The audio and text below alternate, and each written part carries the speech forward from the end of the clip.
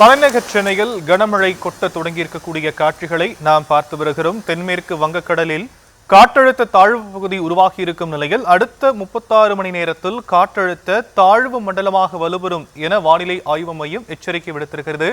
அந்த வகையில் தமிழகத்தில் இன்று 7 மாவட்டங்களுக்கு ஆரஞ்ச் அலர்ட் எச்சரிக்கை விடுக்கப்பட்டிருக்கிறது. சென்னையில் கனமழை கொட்ட தொடங்கியிருக்கக்கூடிய காட்சிகளை அண்மை செய்திகளாக நாம் பார்த்து வருகிறோம். விவரங்களை செய்தியாளர் லதா வழங்க நாம் கேட்கலாம். லதா, கூடுதல் விவரங்களை உடைய செய்தியாளர் ரேவதி வழங்க நாம் கேட்கலாம். ரேவதி, தலைநகர் சென்னையில கனமழை கொட்ட தொடங்கி இருக்கிறது. இன்று தமிழகத்துல 7 மாவட்டங்களுக்கு ஆரஞ்ச் அலர்ட் எச்சரிக்கை விடுக்கப்பட்டிருக்கக்கூடிய நிலையில தற்போதைய மழை நிலவரம் என்ன தலைநகர்ல?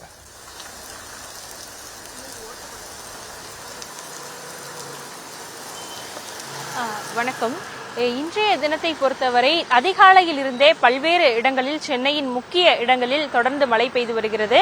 குறிப்பாக கடந்த சில நாட்களாகவே வடகிழக்கு பருவமழை தொடங்கியதிலிருந்தே தொடர்ந்து தமிழகத்தின் பல்வேறு மாவட்டங்களில் மழை பொழிவு இருந்து வருவதை பார்க்க முடிகிறது.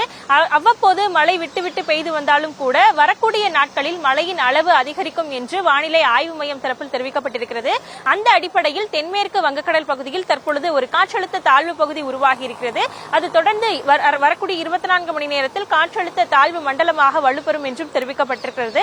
குறிப்பாக இந்த காற்றழுத்த தாழ்வு மண்டலம் உருவான பின்பு மழையின் அளவு தொடர்ந்து அதிகரிக்க வாய்ப்பிருப்பதாகவும் தெரிவிக்கப்பட்டிருக்கிறது.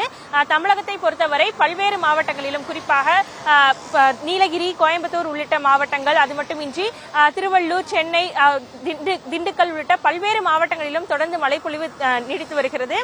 வானிலை ஆய்வு மையம் தரப்பில் தெரிவிக்கப்பட்டிருக்கக்கூடிய தகவலின்படி வரக்கூடிய 5 நாட்களும் கூட தமிழகத்தின் பல்வேறு மாவட்டங்களிலும் தொடர்ந்து மழைப்பொழிவு இருக்கும் என்று தெரிவிக்கப்பட்டிருக்கிறது. சென்னையை பொறுத்தவரை வானம் மேகமூட்டத்துடன் காணப்படும் என்றும் அவ்வப்போது பல்வேறு பகுதிகளில் லேசானது முதல் மிதமான மழைக்கு வாய்ப்பிருப்பதாகவும் வானிலை ஆய்வு மையம் தெரிவித்திருக்கிறது.